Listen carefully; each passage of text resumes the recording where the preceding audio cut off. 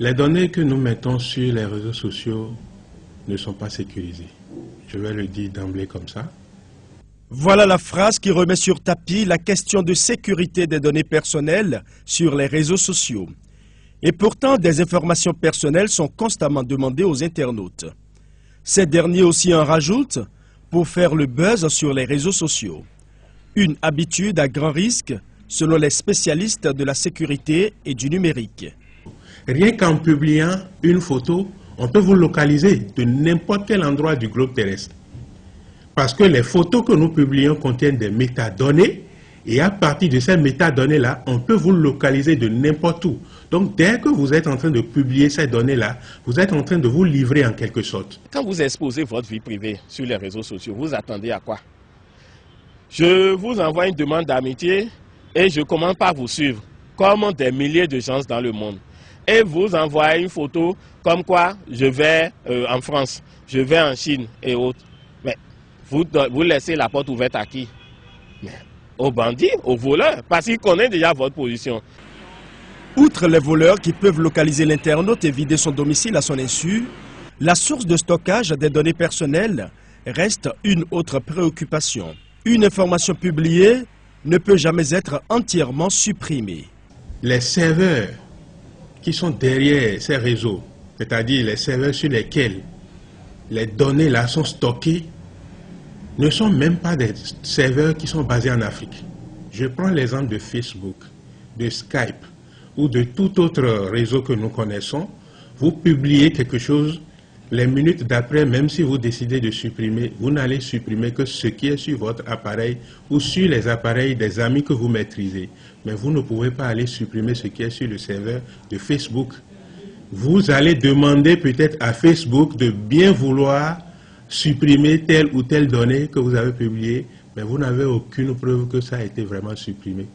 Les données personnelles sensibles exposent donc l'internaute et facilitent la tâche aux cybercriminels, ce qui débouche souvent sur des escroqueries et des usurpations d'identité sur les réseaux sociaux. Quand vous entendez que Yahoo s'est fait pirater, Equifax s'est fait pirater, de grosses boîtes, même des gouvernements se sont fait pirater, généralement, dans la plupart des cas, on remonte toujours à une erreur humaine de quelqu'un qui a cliqué sur le mauvais lien dans un email, qui n'a pas fait attention à ce qu'il ouvrait comme fichier, etc. C'est-à-dire que quand quelqu'un vient vous écrire et vous demande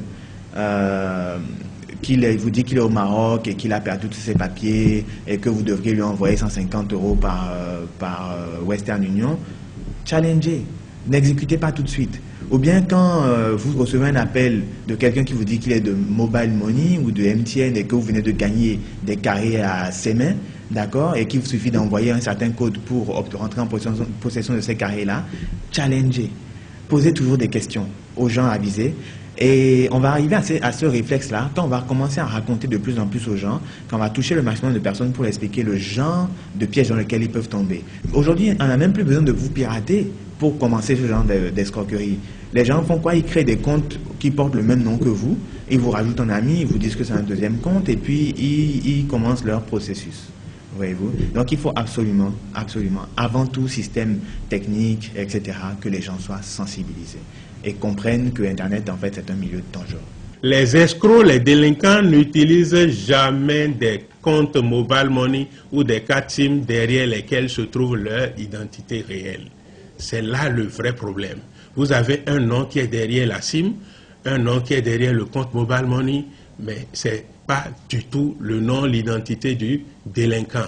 Parce que aucun délinquant, aucun escroc ne veut s'exposer de cette façon-là. Il s'arrange toujours avec les vendeurs à la sauvette de cartes SIM pour pouvoir avoir des cartes enregistrées sous des noms fictifs.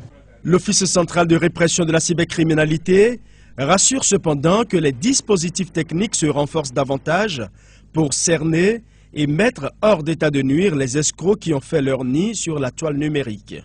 Quand nous prenons une carte SIM, il n'y a pas que le numéro, il y a d'autres informations derrière que je ne vais pas exposer ici.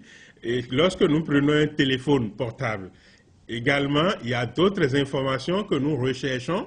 Et c'est ça qui nous permet d'ailleurs de nous assurer que c'est réellement la personne-là qui a utilisé telle carte SIM, tel téléphone, à tel moment. Il y a la géolocalisation également.